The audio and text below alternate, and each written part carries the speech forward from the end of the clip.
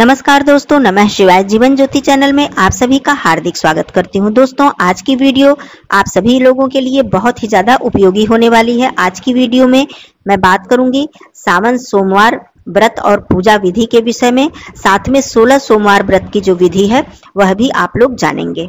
तो इस वीडियो में संपूर्ण जानकारी आपको मिलेगी।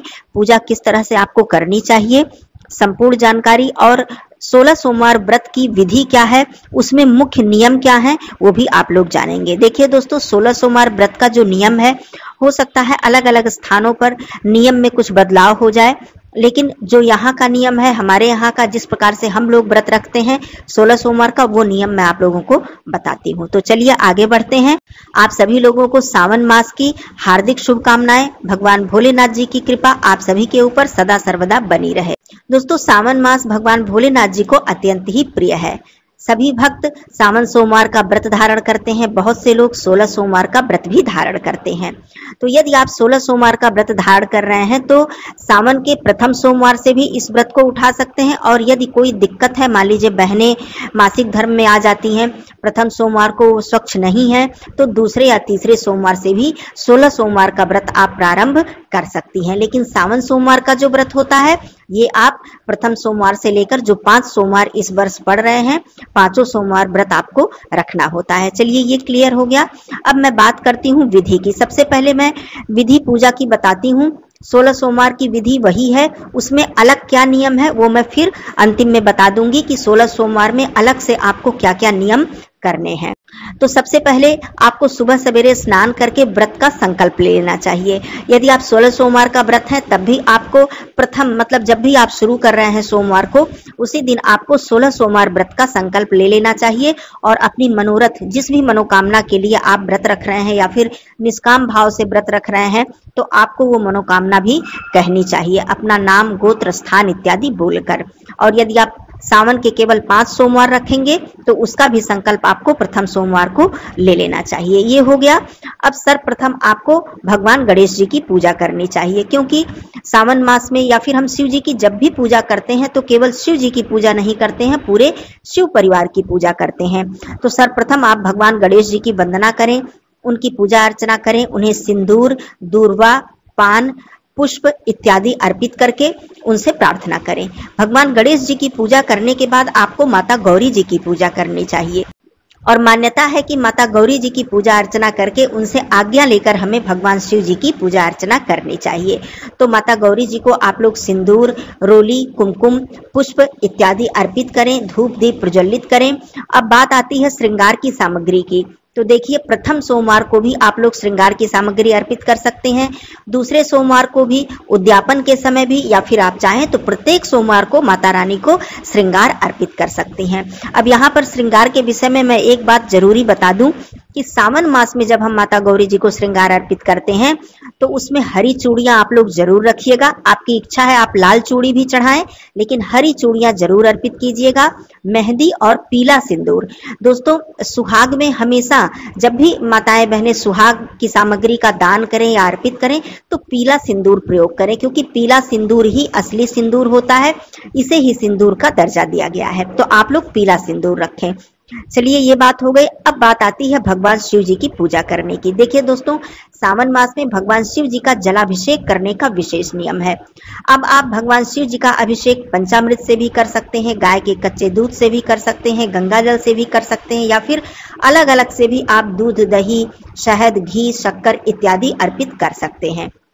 नियम यह है कि जब भी आप पंचामृत या दूध, दही, घी, शक्कर किसी भी एक वस्तु से भी अभिषेक आप कर रहे हैं, जो भी आपके पास उपलब्ध है, उसके बाद आपको शुद्ध जल से भगवान भोलेनाथ जी को स्नान अवश्य कराना चाहिए। उसके बाद ही आपको श्रृंगार इत्यादि करना चाहिए, ऐसा नियम है। तो आप फिर शुद्ध जल से उन्हें स्नान कराएं। अब बारी आती है श्रृंगार की। तो श्रृंगार में भगवान भोलेनाथ जी को सफेद चंदन या पीले चंदन से त्रिपुंड बनाने का विशेष विधान है। त्रिपुंड बनाएं, उन्हें अबीर, गुलाल, भस्म इत्यादि अर्पित करें, पीला चंदन अर्पित करें, बिल्व पत्र अर्पित करें, बिल्वपत्र में आपको सफेद चंदन या पीले चंदन से राम राम लिख लेना चाहिए। ये बहुत ही उत्तम फल को प्रदान करता है। शमी पत्र अर्पित करें। कहा जाता है एक शमी पत्र हजारों बेलपत्र के बराबर स्थान रखता है और बहुत ही पुण्य फल हमें प्राप्त होता है। भगवान भोलेनाथ जी प्रसन्न होते हैं। शमी के फूल यदि आपको मिल जाए तो शमी के फूल अर्पित करें। भांग धतूरा आप अर्पित करें। मंदार के पुष्प अत्यंत ही प्रिय हैं भगवान भोलेनाथ जी को। सफेद रंग के कोई भी पुष्प आप अर्पित कर सकते हैं, केवल केतकी के पुष्प अर्पित नहीं किए जाते हैं। उसके बाद भगवान भोलेनाथ जी के समक्ष धूप दीप प्रज्वलित करें। अक्षत के विषय में ध्यान दें कि आप चाहे 5 दाने ही चावल के चढ़ाएं, लेकिन वो टूटे हुए अक्षत नहीं होने चाहिए। आप अक्षत अर्पित करें। काला तिल अर्पित करें।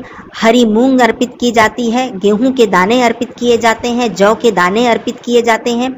इन दानों को आप 108 की संख्या में भी अर्पित कर सकते हैं, या फिर शिवा मुट्ठी जो चढ़ाई जाती है, 1 मुट्ठी अनाज भी आप अर्पित कर सकते हैं। जैसे 1 मुट्ठी जौ, 1 मुट्ठी गेहूं, 1 मुट्ठी हरी मूंग, चने की दाल, अरहर की दाल, इन सब का अलग अलग फल हमें प्राप्त होता है। तो ये चीज आप अवश्य अर्पित करें। आपके पास एक ही अनाज है तो आप एक ही अनाज अर्पित करें।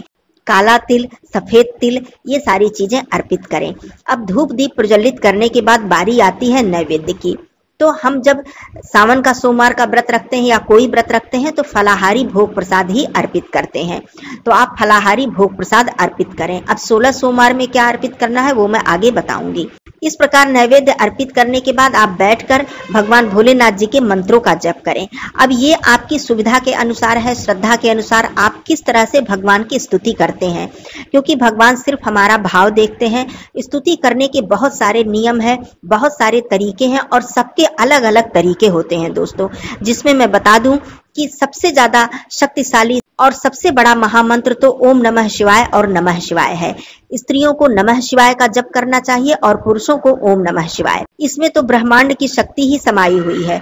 अब इसके बाद आप किस किस प्रकार से भगवान भोलेनाथ जी की स्तुति कर सकते हैं, तो यहाँ पर मैं बता दूं कि शिव रुद्राष्टकम का पाठ करना बहुत ही शुभ फलदायी होता है। इससे भगवान भोलेनाथ जी प्रसन्न होते हैं।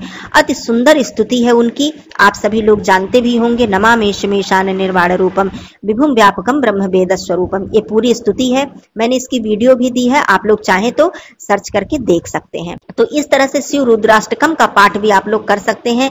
शिव जी के 108 नामों का जप कर सकते हैं, या फिर 12 ज्योतिर्लिंग स्तोत्र का आप जप कर सकते हैं। इससे क्या होता है कि हमें 12 ज्योतिर्लिंग के दर्शन और जल अर्पित करने का पुण्य फल प्राप्त हो जाता है। सौराष्ट्रे सोमनाथम च शैले मल्लिकार्जुनम उज्जैनाम महाकालेश्वर ओमकारेश्वर ममलेश्वरम परल्याम वैद्यनाथम च डांकिन्याम भीमशंकरम सेतुबंधेतु रामेशम नागेशम दारुकावने वाराणस्याम विश्वेशम त्रयंबकम गौतमी तटे हिमालये तु केदारम खुश्मेशम च शिवालये एतानि ज्योतिर्लिंगानि सायं प्रातः पठे नर सप्त जन्म कृतम पापम अस्मरणेन विनश्यति।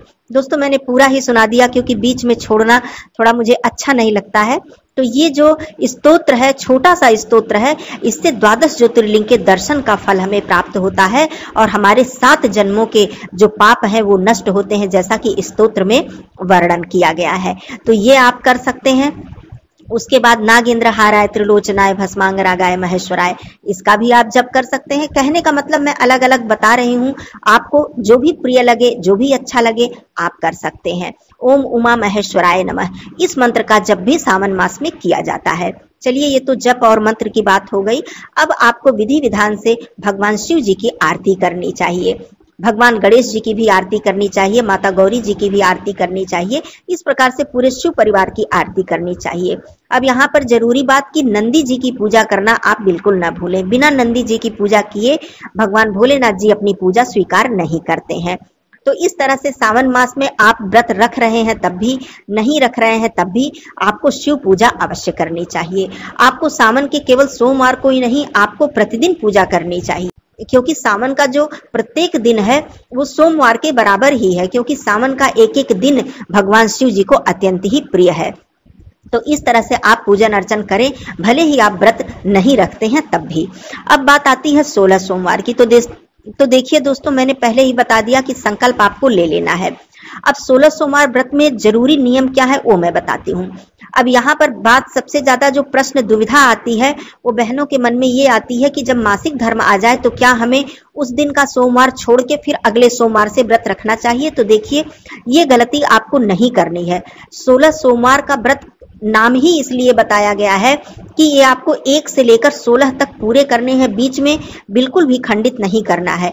इससे आपका 16 सोमवार का व्रत पूर्ण नहीं माना जाएगा। आपको कहीं जाना है तब भी आप व्रत रखें, आप मासिक धर्म में हैं तब भी आप व्रत रखें।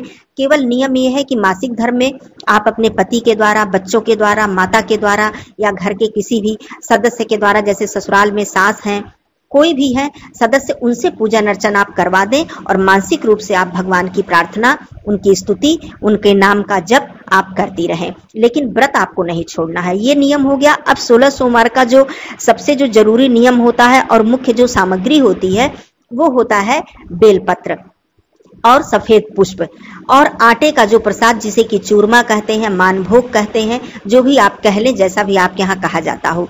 ये 3 चीज 16 सोमवार के व्रत में बहुत ही आवश्यक होती है।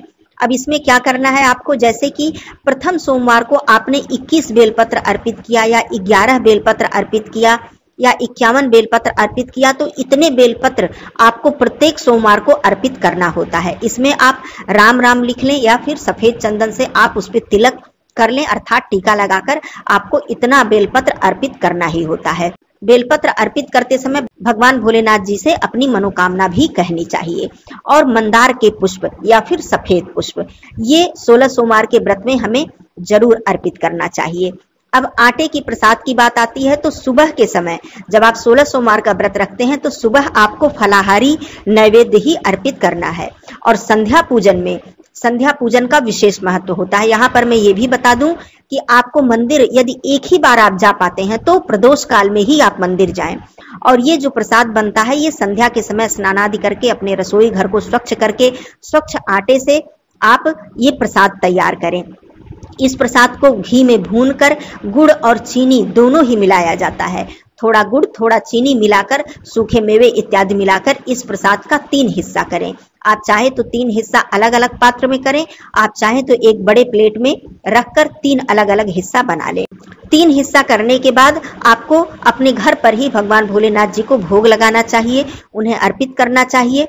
उसके बाद थोड़ी देर बाद उस प्रसाद का आपको क्या करना है, एक भाग जो है, एक भाग गौ माता को खिलाया जाता है, दूसरा भाग आपको स्वयं खाना है, उसमें से किसी को नहीं देना है, और तीसरा भाग अपने पूरे परिवार को या फिर अन्य सदस्यों को भी आप दे सकते हैं। ऐसा नियम है। अब पहला भाग जो गौ माता के लिए आपने निकाला, मान लीजिए आपको गौ माता नहीं मिल पाती हैं, कोई ऐसा स्थान है जहां गौ माता नहीं आ रही हैं, नहीं मिल पा रही हैं, तो उस प्रसाद को आप शिव मंदिर में ले जाकर अर्पित कर सकते हैं। जैसे संध्या पूजन में कि गौ माता आपको नहीं मिल पा रही हैं तो आप शिव मंदिर में ले जाकर उस प्रसाद को रख दें।